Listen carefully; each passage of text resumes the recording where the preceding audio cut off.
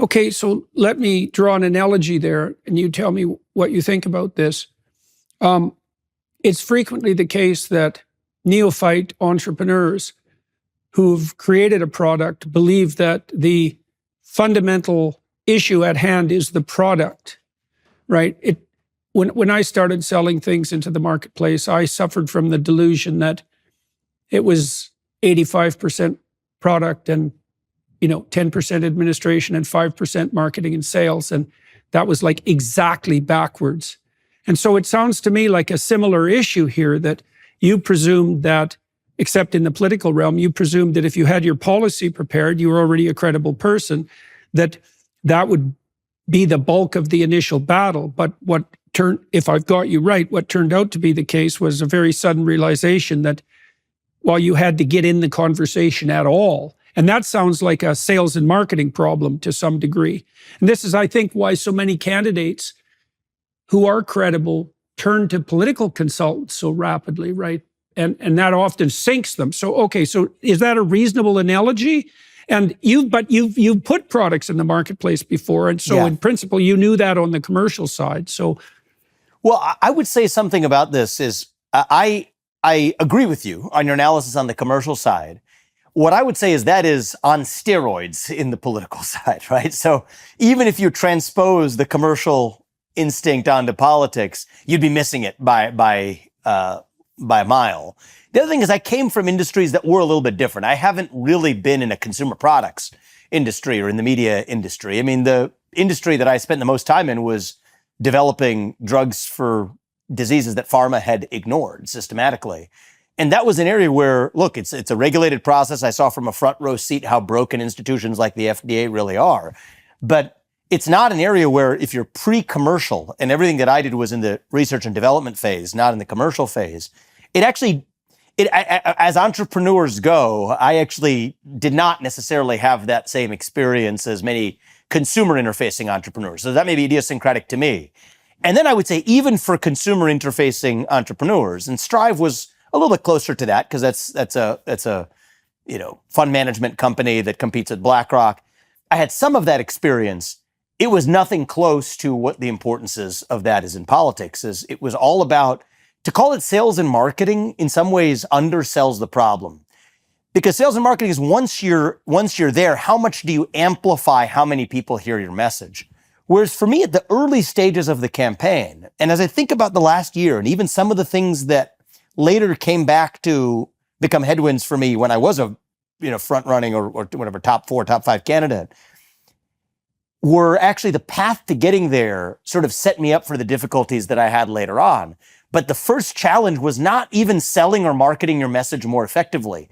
It was literally like nobody would know that I was running for US president, even though I was running for US president. So it was just getting on the map or being heard in the first place. I just talked to Dean Phillips, and his campaign obviously came to an end. For those of you watching and listening, Dean Phillips was until recently running against Biden on the Democrat side, and he faced this problem in spades. I think he probably faced all the problems you faced, plus the additional problem was that he was absolutely 100% shut out of the entire Democrat apparatus. People were literally told that if they worked for him, they would never do anything politically again in their life. And then also he had to face the same reaction from the legacy media. And so he didn't get it. And I don't think that he was attuned well enough to the alternative media, let's say, the podcast crowd and all that, to capitalize on that quickly. Plus they tend to tilt more in the classic liberal conservative direction anyways. Okay, so you had to face this problem of getting on the map at all. So how did that unfold? So one of the things I did, and this is where, I took good advice. You were one of the early people who offered a reflection on this. And, I said, what's the downside in trying it? Makes a lot of sense to me is if the traditional media is ignoring you, go to the non-traditional media as a way to reach the people. And so I adopted a strategy, let's call it a maxim early in the campaign, which was the talk to everyone and anyone strategy. Okay. Left, right, center, cable news, non-cable news, print media, small-time media, local media, individuals walking on the street, recording it and putting it on social media. I wore, I'm wearing a little camera, or I'm wearing a little, a little microphone right now. I wore a microphone pretty much everywhere I went. We just clipped the conversations and put it out. Now, my social media following was a lot smaller than it ended up being at the end of the campaign, but still, that was just a way of putting out my message into the world. And what we started to notice was, most of those things would get relatively small reach, but in a few instances, there were a lot of interactions where people actually began to take interest, to say, wait a minute, that's an interaction of a kind that I haven't seen before. That's interesting to me. Some of them were not necessarily casting me in the most flattering light. I might not have looked good, right? Just even visually. The things that I would have said were sometimes a little bit unscripted, may not have been said as eloquently as I might have prepared for in a speech or a TV interview. But that was actually part of what made it appealing. And so that started to take off, I think, allowed the campaign. There were a couple moments, and then I got called. I happened to be in New York City, and they said, do you want to come on Don Lemon's show, right? Because many Republican candidates aren't going to go on there, so they thought they have a Republican candidate who's running. Why don't you go ahead and go on Don Lemon's show? We had a kind of interaction where this man went haywire. I had just given a speech at the NRA meeting, and he picked on one particular thing that I said, which is a fact of history, that Black Americans in the United States did not get to enjoy their civil rights until they actually had their Second Amendment rights. And the first anti-gun laws that were passed in the United States were designed to keep guns out of the hands of Black Americans. And that was part of a broader historical trend where even countries like China or Iran or other countries around the world that claim to offer the same Bill of Rights that the U.S. offers don't have a Second Amendment. And so Don Lemon, and the funny thing happened, actually, I thought this would be a bit of an aside, but I'll offer it. They said there was a list of topics. See, these are some of the tricks that the mainstream media plays. It was really interesting. There was a whole litany of topics. They said, this is what they would like to talk to you about. I forget what it was. It was something related to China policy, which, I believe that the U.S. needs to declare independence from China. They gave a couple of others, but I specifically remember that being one of them. And then you go on the set, and what do you know is they've pulled airlifted quotes from my speech at the NRA meeting with their own commentary as the wraparound, as the lead into the interview, when they have purposefully given me, it's not like they didn't think about it or they said, we're not going to tell you what we're going to talk about. So this is exactly what we're going to talk about, a litany for a relatively new presidential candidate, first time on their show. Here's a litany of what we're going to talk about. And it was not that that they decided to change topics in a spontaneous way. It was designed as a trap. And so in that case, anyway, I gave Don Lemon on air a history lesson, which caused him to, it ended up being a big favor for me on the campaign, lose his mind. The earpiece that he had in, he was screaming at the people who were the producers in his ears, saying it was distracting him as he was engaged in this debate with me. It was such an uncomfortable moment for everybody involved, including anybody watching it, that it ended up being, the New York Times reported the next couple of days later, the catalyst for Don Lemon actually getting fired by CNN. And so I had a few interactions like that started to kind of increase the steam behind people at least paying attention to my candidacy, and things went on from there. So let me ask you about that. So I want to know what other moments went viral, right? So that's a really interesting one, because there's two things about that I find particularly interesting. The first is the way that these mainstream legacy media journalists set up the people that they're interviewing. So the game seems to be, and this has happened to me many, many times, the game is very straightforward. The game is, we will poke and prod at you with ill-informed but provocative opinions, hoping that by being as annoying as possible, you'll say something fatally stupid, demolish your reputation online, and elevate my reputation, the journalist, as an investigator who can then walk away with like your scalp, so to speak, on his belt. Now, that's the kind of interview you face where every single word the interviewer utters is a verbal trap.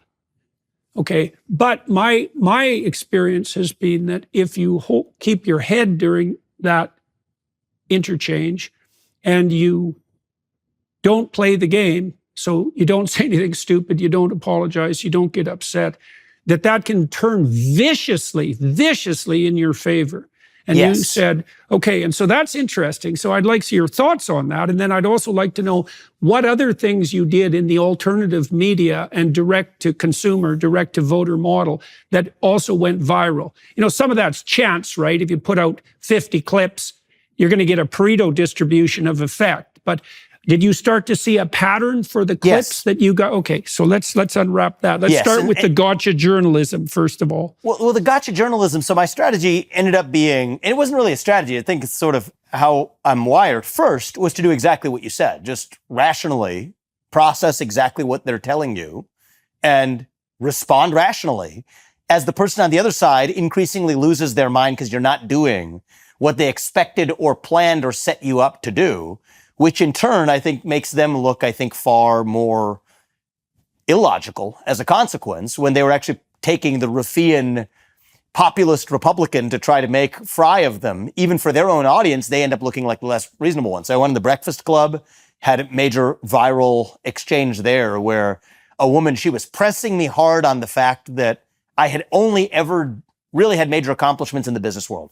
that had never been in public service, with utter unawareness that the last, and I believe, successful president of the United States, Donald Trump, came with a very similar background. And I think she was frustrated that I wasn't falling into her traps. And then she ended up giving a soliloquy about her experience in 6th grade, where she put together a coalition for lunch money or something like this, which to her own audience, which is a largely left of center audience, broadly panned, saying that we don't want to really hear about your 6th grade experience. We understand that somebody who has accomplished things in the business world can at least have a legitimate case for having his ideas heard. This is coming from the left. Don Lemon's firing. I had an exchange with Chuck Todd where he said, how can you have the level of certainty that there are 2 genders? And I explained in the manner of somebody who happens to have a biology degree, which I don't usually like using. You don't need a biology degree to know something about biology. You don't need to have a Harvard degree to be able to have standing to speak on a subject of science. But I have those things. And for an audience that particularly wrongfully elevates their attachment of value to those degrees, I decided to use that in my favor and broke down for him. Here's what 2 X chromosomes mean. Here's what an X and a Y chromosome mean.